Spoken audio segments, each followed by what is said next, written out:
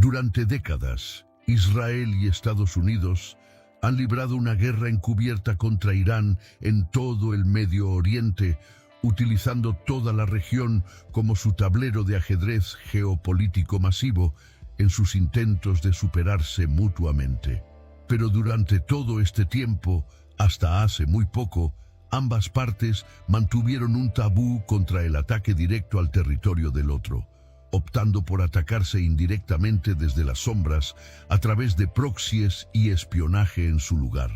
Irán mantuvo ataques y presión sobre Israel a través de sus proxies como Hezbollah, Hamas y los hutíes, mientras que Israel llevó a cabo una campaña de sabotaje encubierto dentro de Irán, utilizando una densa red de informantes y espías. Así fue como se libró la Guerra Fría entre ambas partes durante décadas, hasta que el largo tabú de atacar directamente el territorio del otro se rompió repentinamente en 2024. En abril de ese año, después de que Israel bombardeara el consulado iraní en la capital de Siria y matara a varios altos funcionarios iraníes allí, Irán tomó represalias disparando más de 150 misiles balísticos y de crucero directamente contra territorio israelí, lo que marcó la primera vez que Irán atacó directamente el territorio israelí. Casi todos los misiles fueron derribados,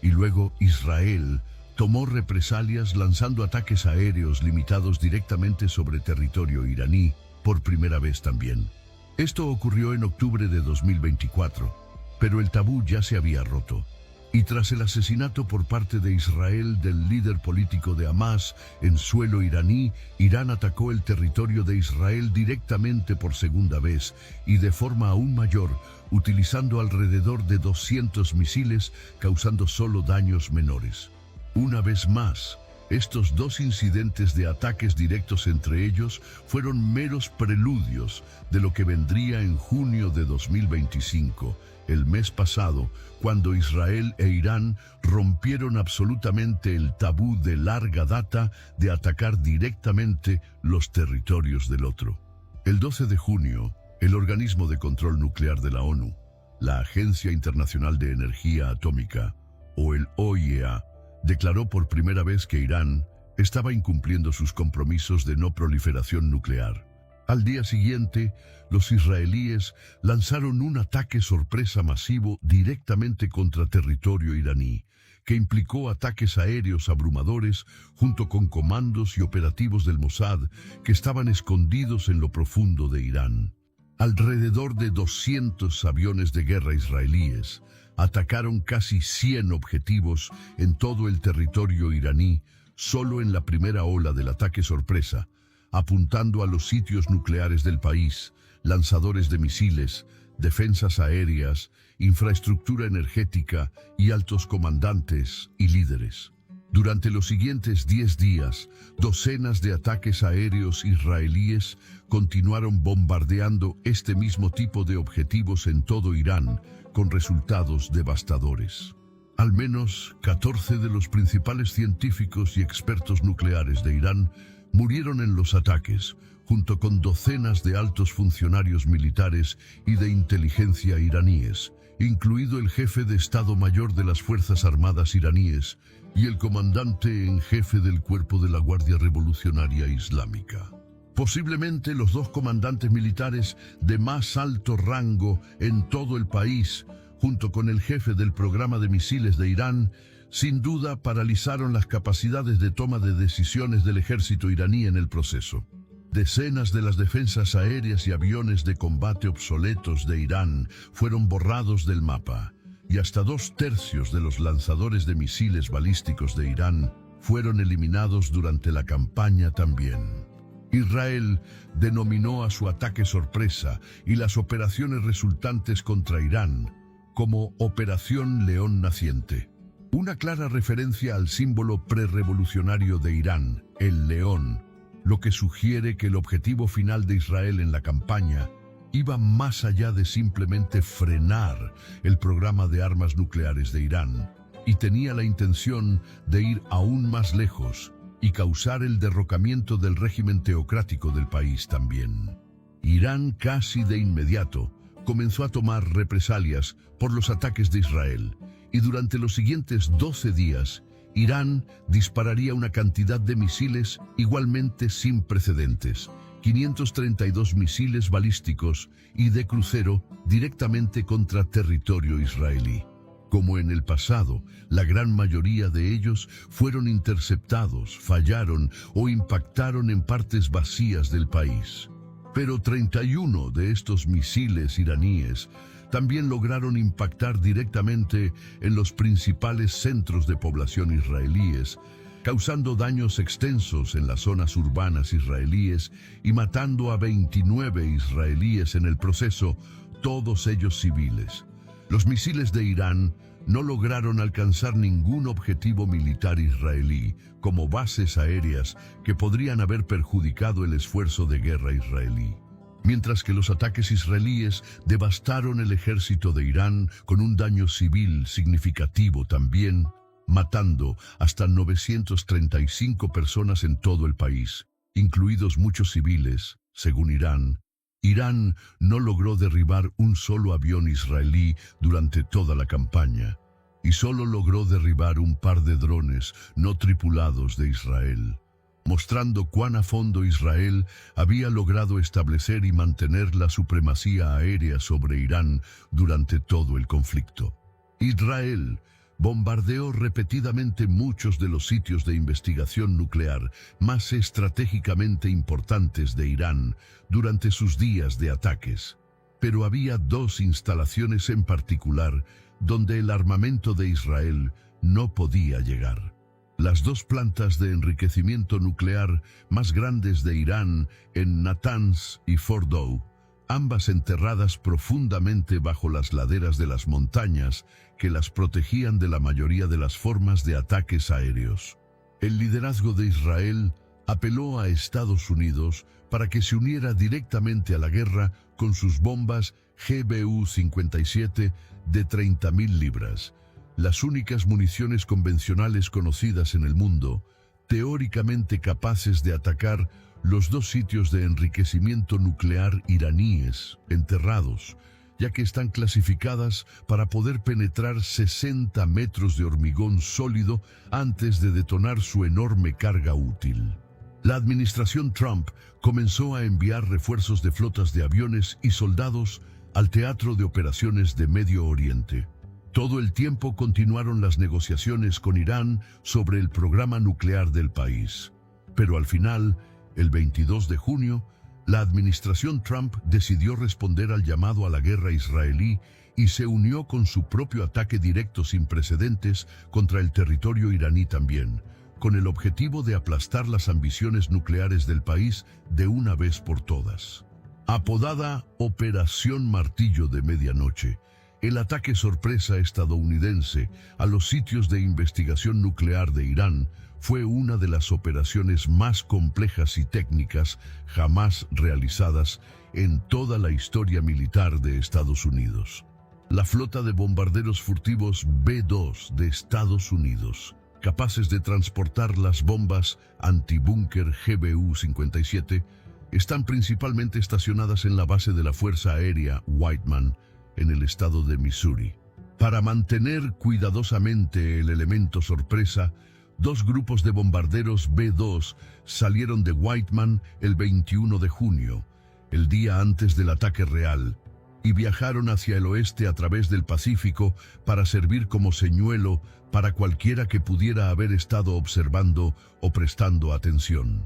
Al día siguiente, el 22, el paquete de ataque principal, que consistía en 7 bombarderos B-2 cargados con las bombas antibúnker, partió de Whiteman y viajó hacia el este, manteniendo casi cero comunicaciones en completo silencio de radio durante un vuelo ininterrumpido de 18 horas hacia Irán. Se sometieron a múltiples reabastecimientos aéreos a través del Atlántico y el Mediterráneo para no tener que detenerse. Cuando se acercaron al espacio aéreo iraní, se les unieron docenas de escoltas de cazas, justo cuando un submarino nuclear estadounidense que operaba en las cercanías disparó más de 2 docenas de misiles de crucero Tomahawk con destino al sitio de investigación nuclear de Irán en Isfahán. Mientras esos misiles aún estaban en el aire, los B-2 y sus escoltas de cazas entraron en el espacio aéreo iraní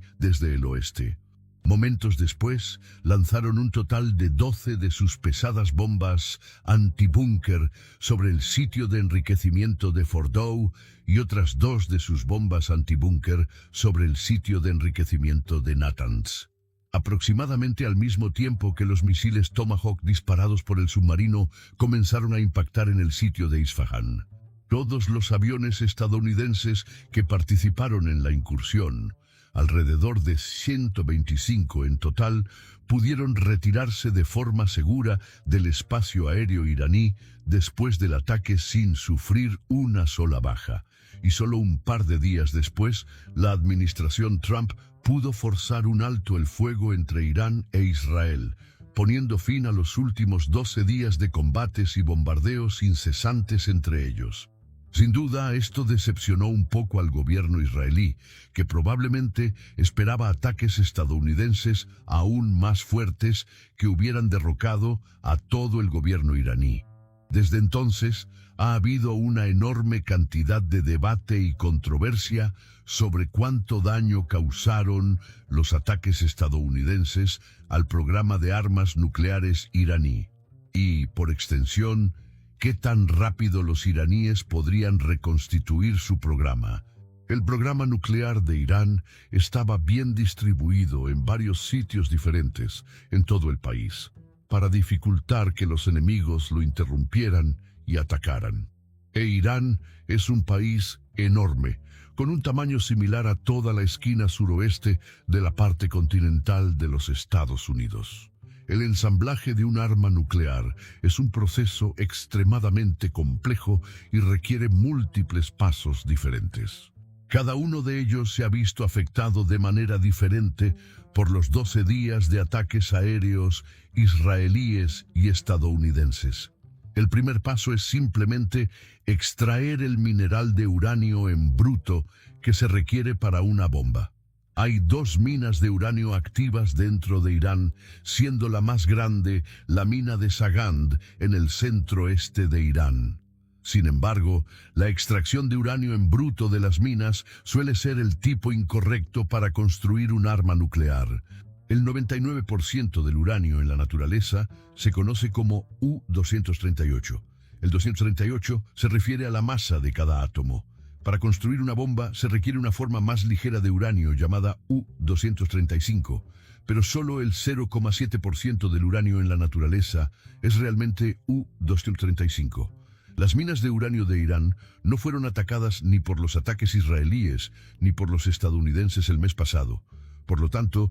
la capacidad de Irán para continuar extrayendo uranio en bruto no se ha visto afectada. Pero, para producir el uranio más ligero que se requiere para una bomba, su forma metálica debe convertirse en un gas para que pueda purificarse, una forma llamada hexafluoruro de uranio. Solo había una instalación conocida en Irán que era capaz de convertir uranio metálico natural en este estado gaseoso, y estaba en Isfahán, que fue bombardeada repetidamente por aviones israelíes y atacada además por los misiles de crucero Tomahawk disparados por submarinos estadounidenses. Las imágenes satelitales tomadas del complejo de Isfahán después de los ataques muestran múltiples edificios y laboratorios sobre el suelo severamente dañados, lo que muy probablemente ha paralizado la capacidad de Irán para convertir uranio en gas por ahora,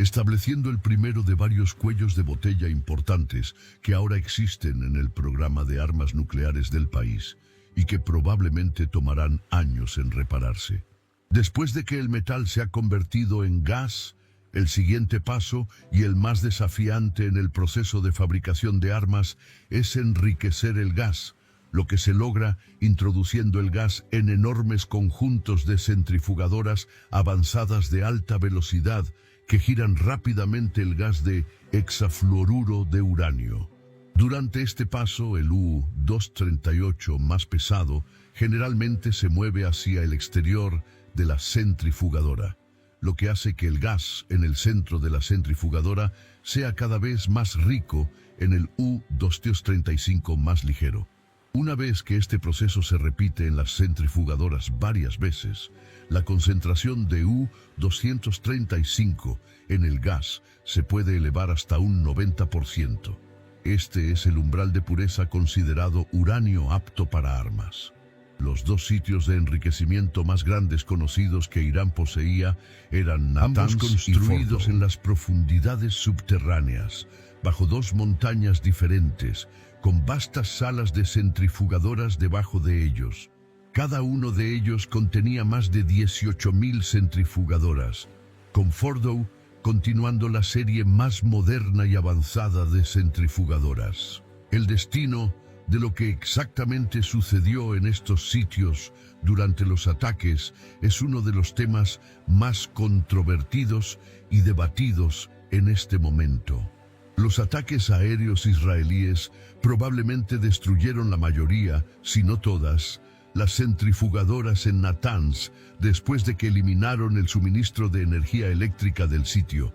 mientras que Estados Unidos lanzó dos de sus pesadas bombas antibúnker en el sitio para destruir la infraestructura subterránea, por si acaso. Mientras que más ataques aéreos israelíes apuntaron a plantas de fabricación no iraníes que construían centrifugadoras adicionales, los bombarderos B-2 de EE-U también lanzaron 12 bombas antibúnker más en el sitio de Fordow, que era el objetivo principal de los estadounidenses. Las imágenes satelitales del sitio tomadas después mostraron dos conjuntos de 3 cráteres de impacto donde impactaron las bombas antibúnker. Solo hubo 6 cráteres de impacto porque cada una de las ubicaciones fue golpeada con precisión por 2 de las bombas antibúnker una tras otra para penetrar completamente hasta la profundidad de unos 90 metros, donde se creía que se encontraba el sitio de enriquecimiento de Fordow. Las bombas antibúnker probablemente apuntaban al único conducto de ventilación del sitio de Fordow y los túneles de acceso asociados. Mientras que las ondas de choque enviadas por las bombas probablemente se irradiaron por toda la montaña y dañaron las centrifugadoras que se encuentran dentro, que son muy sensibles a las vibraciones externas mientras están en uso, y son excepcionalmente difíciles de apagar sin causar daños no deseados. El propio Donald Trump ha afirmado repetidamente que el sitio de Fordow fue completamente obliterado por el ataque, mientras que la OIEA también ha dicho que las centrifugadoras de Fordow parecen haber dejado de funcionar. Pero ha habido un cierto grado de incertidumbre en cuanto a la magnitud exacta del daño que causaron las bombas antibúnker al sitio de enriquecimiento de Fordow. El día después del ataque, se filtró un informe de evaluación de daños clasificado preliminar de la Agencia de Inteligencia de Defensa, DIA, la Agencia de Inteligencia Militar del Pentágono, que concluyó que los ataques solo habían retrasado el programa nuclear de Irán unos pocos meses, en lugar de unos pocos años. Concluyó que muchas de las centrifugadoras de enriquecimiento de Irán de hecho habían permanecido intactas y que el país probablemente conservaba otras instalaciones de enriquecimiento secretas que aún permanecían operativas. El informe concluyó además que, si bien las bombas antibúnker probablemente dañaron los sistemas eléctricos de Fordow y colapsaron sus túneles de entrada, la sala principal de enriquecimiento subterránea probablemente continuó intacta. Pero también hay buenas razones para dudar de la evaluación inicial de la DIA sobre la situación. Los propios analistas que prepararon el informe lo etiquetaron como de baja confianza, mientras que sus fuentes se basaron enteramente en imágenes satelitales y comunicaciones interceptadas, que no son necesariamente las más confiables. David Albright, un ex inspector de la OIEA, ha sugerido que nuevas pruebas que llegaron después del informe de la DIA indicaron que Irán probablemente perdió alrededor de 20.000 de sus centrifugadoras en los bombardeos de Fordow y Natanz, lo que dificultó gravemente su capacidad para enriquecer aún más sus suministros de uranio restantes sagrado armamentístico. Otras agencias y funcionarios de inteligencia estadounidenses como la CIA y la directora de Inteligencia Nacional, Tulsi Gabbard, también han enfatizado que el daño infligido a Fordow y otros sitios por los ataques de hecho ha retrasado el programa nuclear iraní por años en lugar de meses, mientras que las agencias israelíes, como su Comisión de Energía Atómica, también han afirmado lo mismo. Así que la capacidad de Irán para enriquecer uranio casi con certeza se ha degradado. Pero el verdadero alcance de ese daño en este momento sigue sin estar claro. También hay un problema aún mayor, porque incluso si los ataques estadounidenses realmente obliteraron los sitios de enriquecimiento en Natanz y Fordow, como afirman, es posible que no haya sido suficiente para detener el desarrollo de una bomba. Casi una semana antes de que los israelíes comenzaran a llevar a cabo sus ataques aéreos en todo Irán, los inspectores del OIEA que operaban en el país estimaron que los iraníes tenían alrededor de 400 kilos o alrededor de 900 libras de uranio altamente enriquecido que ya estaba concentrado al 60% de pureza, justo dentro del rango del 90% de pureza requerido para una bomba. James Acton, codirector del programa de política nuclear en el Carnegie Endowment for International Peace, ha escrito desde entonces que solo tomaría una única cascada de 174 centrifugadoras un tiempo total de entre 10 y 20 días para enriquecer aún más ese suministro de uranio enriquecido al 60%, en combustible de grado armamentístico enriquecido al 90%. Si Irán alguna vez hubiera tomado la decisión de hacerlo, ese combustible habría sido suficiente para alimentar entre 9 y 10 bombas atómicas. Irán básicamente optó por seguir una estrategia de enriquecer su suministro de uranio, justo por debajo del umbral de grado armamentístico, para a. mantener una forma de negación plausible sobre lo que realmente estaban haciendo, y b. darse la opción de correr rápidamente hacia una bomba si sentían que la situación era lo suficientemente grave en cualquier momento dado. Sin embargo, tan recientemente como unos pocos meses antes de los ataques israelí-estadounidenses en marzo de 2025, Tulsi Gabbard, la directora de Inteligencia Nacional en los Estados Unidos, testificó ante el Congreso que Irán aún no había tomado la decisión de enriquecer aún más su suministro de uranio, y no había ninguna señal de que los iraníes se estuvieran preparando activamente para avanzar su programa nuclear aún más en la cadena de suministro. No obstante, este suministro de 400 kilos de uranio enriquecido al 60% es el activo más valioso que posee actualmente el régimen iraní. Y, lo que es extremadamente preocupante en este momento, nadie fuera del régimen iraní tiene idea de dónde se encuentra realmente. La evaluación preliminar de la DIA, emitida el día después del bombardeo estadounidense, sugiere que los iraníes probablemente trasladaron ese material a un lugar secreto desconocido al principio del conflicto. Las imágenes satelitales tomadas sobre la instalación de enriquecimiento de Fordow en los días previos al ataque estadounidense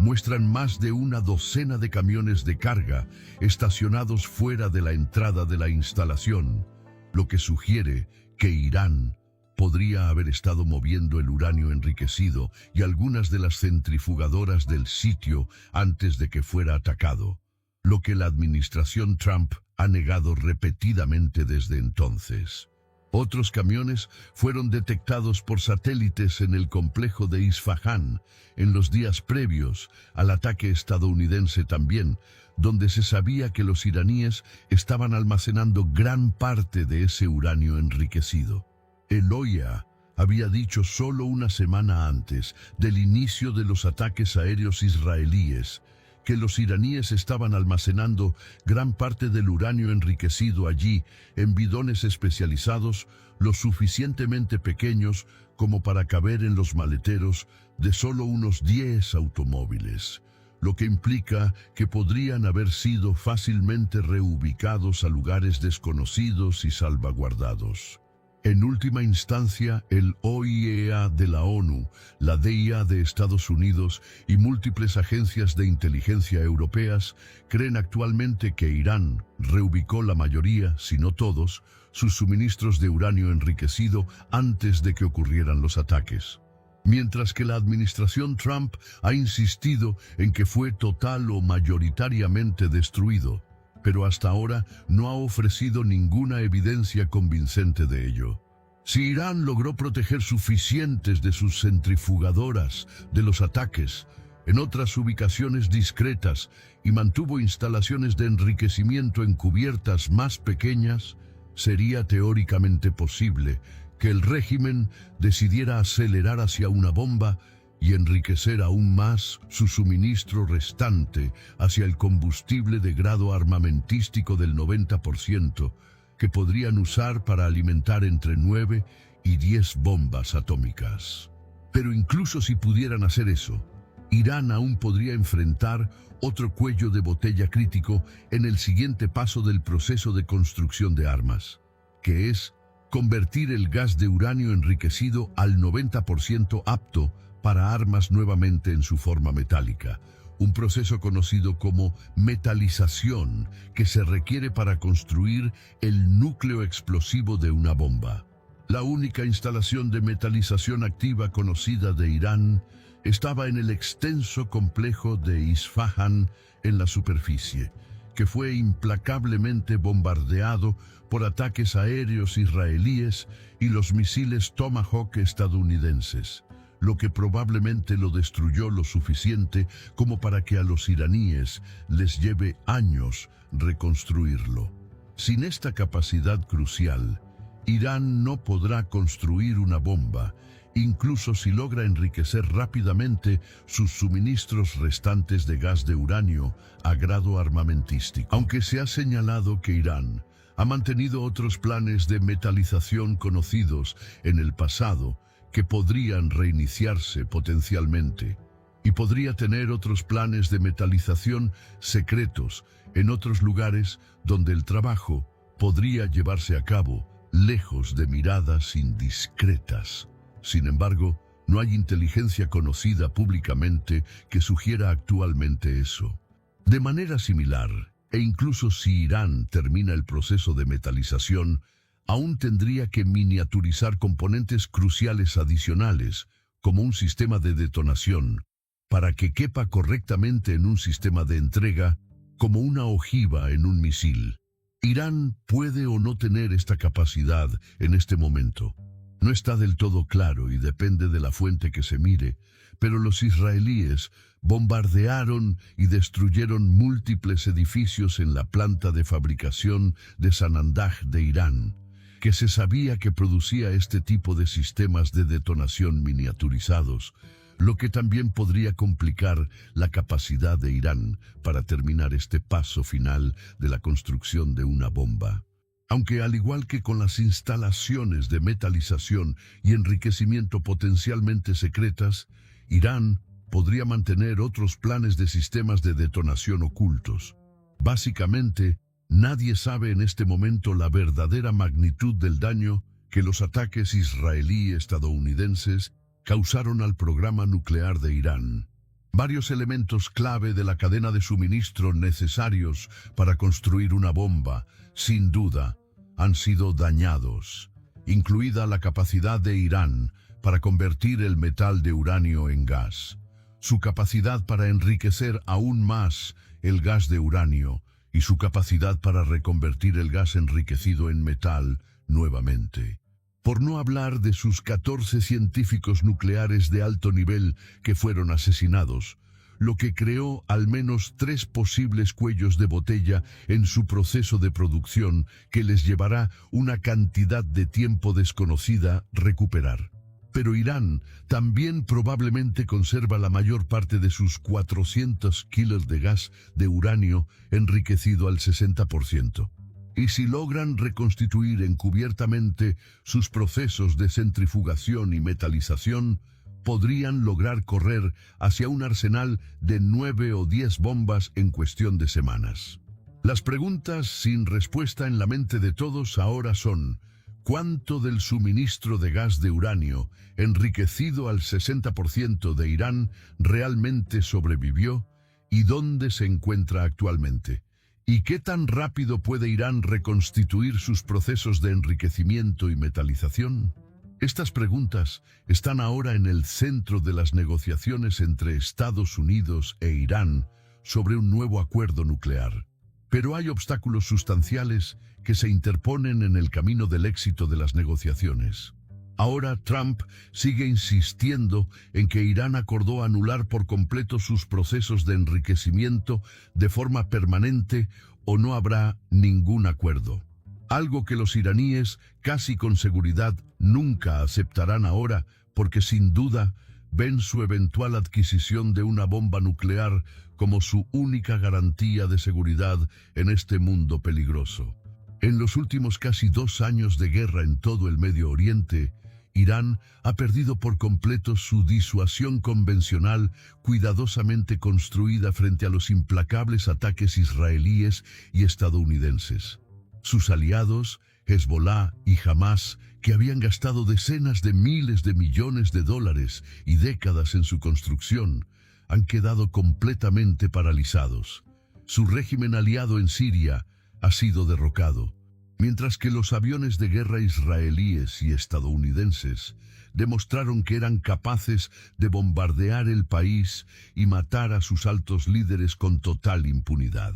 La única forma posible de Irán para mantener una posición disuasoria es completar su proyecto nuclear, y no confían en absoluto en la administración Trump o en Israel de que si renuncian a eso, no se aprovecharán de ello e intentarán derrocar a su régimen aún más expuesto más tarde. Recordemos que las negociaciones anteriores sobre el programa nuclear de Irán durante la era de Obama culminaron en 2015 con un Plan de Acción Integral Conjunto, o JCPOA, a veces también llamado el Acuerdo Nuclear con Irán, que logró varias cosas notables en ese momento. Irán acordó entonces eliminar su programa de enriquecimiento y cerrar su enorme sitio de enriquecimiento de Fordow durante 15 años hasta 2030. Y también se someterían a inspecciones de armas extremadamente intrusivas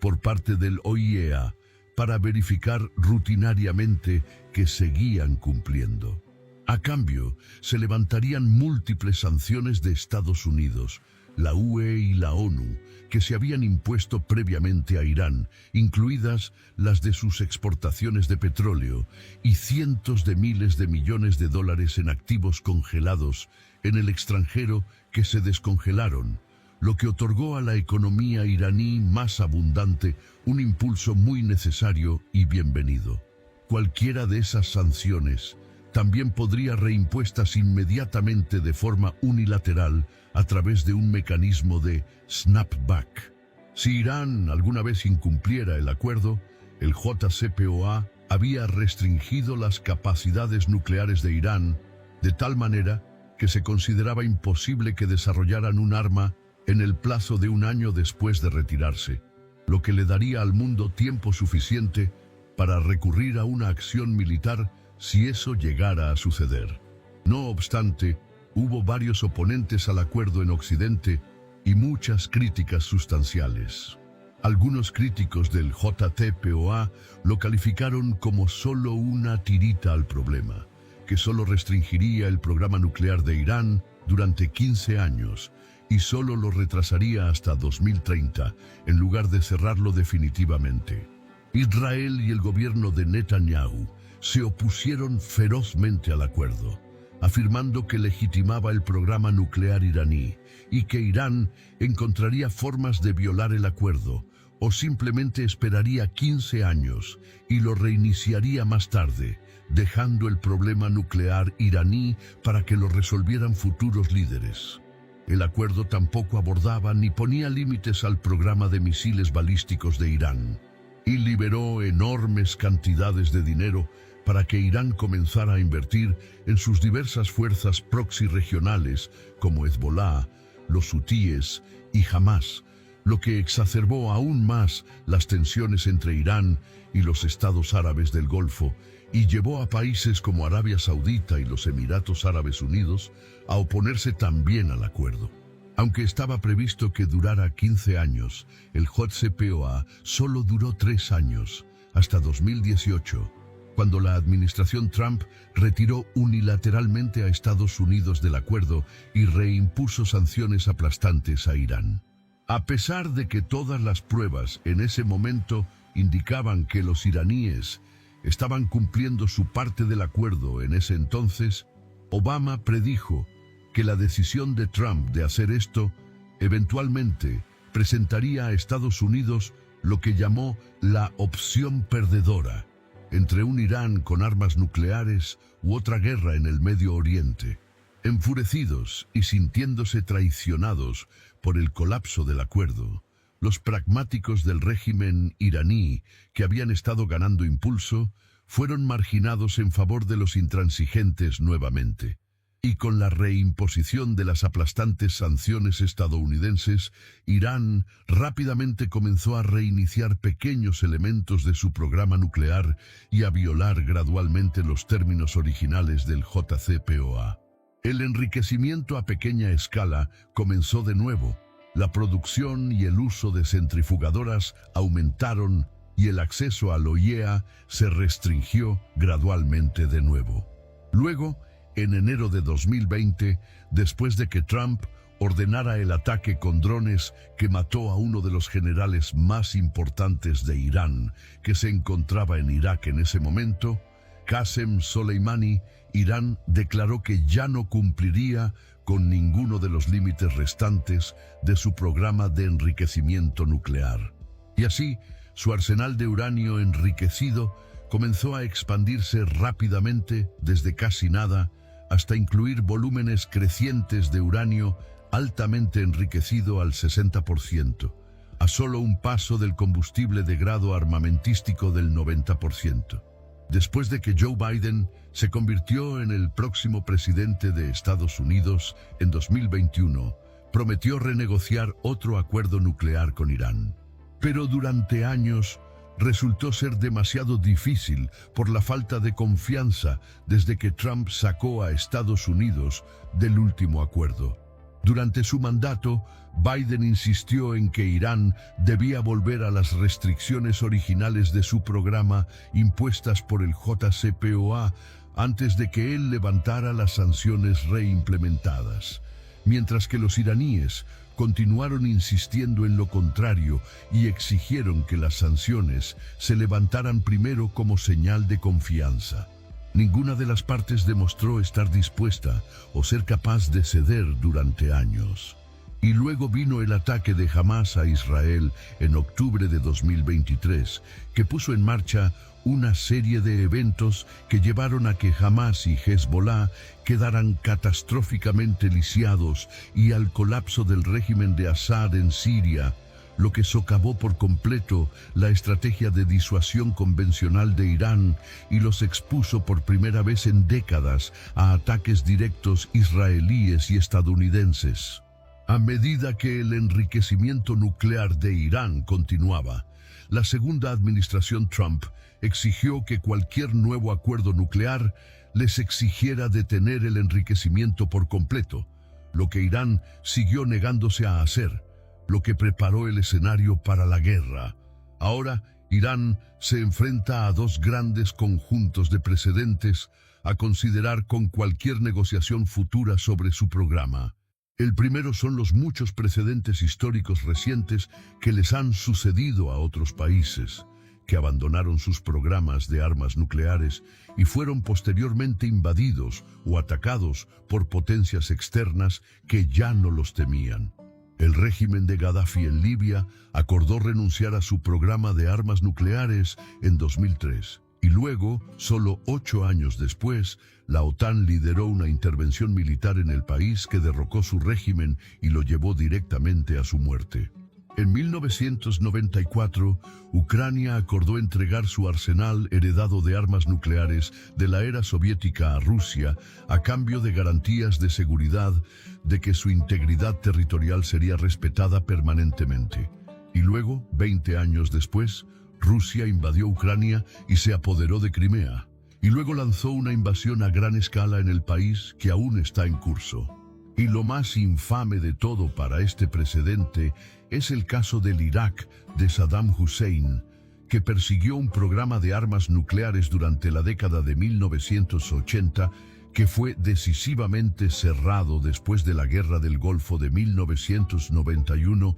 y luego cuidadosamente contenido por los Estados Unidos a través de una combinación de zonas de exclusión aérea, sanciones, espionaje y bombardeos ocasionales durante otra década que resultaron ser un largo preludio de la invasión del país en 2003, que derrocó el régimen de 1900 Saddam y lo llevó a su muerte. Irán teme ser ahora el próximo Irak o Libia. Temen que, con su disuasión convencional paralizada, con Hamas y Hezbollah de rodillas, y con sus misiles balísticos y lanzadores en gran parte destruidos, si renuncian a su programa nuclear ahora, incluso después del daño que ha sufrido a través de los ataques israelíes y estadounidenses, Estados Unidos tarde o temprano simplemente los tratará de la misma manera que a Libia e Irak antes, e intentará derrocar su régimen sin temor a una disuasión importante.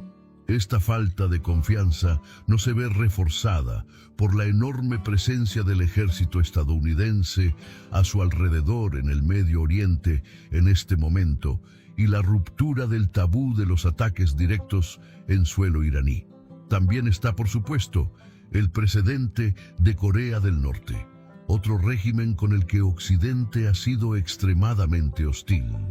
Pero desde su exitoso desarrollo de su propio programa de armas nucleares, en 2006, Corea del Norte nunca ha enfrentado un solo ataque del mundo exterior, porque poseen la máxima disuasión. La estrategia de Corea del Norte de retirarse del TNP en 2003, después del precedente de Irak, e inmediatamente correr hacia la bomba que adquirieron 3 años después, ha demostrado ser infinitamente más exitosa que la estrategia más reservada de Irán de mantenerse lentamente justo por debajo del umbral nuclear en un intento fallido de evitar un ataque externo. Las lecciones que se han reforzado continuamente desde principios de siglo son que la adquisición de la bomba es la única forma de garantizar la supervivencia del régimen y la integridad territorial en el mundo actual. Y por eso, cualquier negociación, incluso con todo el daño que ya se ha infligido al programa nuclear de Irán, será extremadamente difícil de llevar a cabo. Y luego está el precedente ya establecido por Estados Unidos de acordar un acuerdo con Irán sobre el programa en 2015, solo para luego incumplir el acuerdo y retirarse unilateralmente de él solo 3 años después. Desde la perspectiva de Irán, ¿quién dice que eso no volverá a suceder? Creo que el resultado más probable aquí es que, mientras el régimen revolucionario de línea dura permanezca en el poder en Irán, el régimen seguirá viendo la bomba como su única garantía de supervivencia, como lo han hecho los Kim en Corea del Norte. Israel y los estados árabes del Golfo también seguirán viendo el programa nuclear de Irán como una amenaza existencial inaceptable para su propia supervivencia,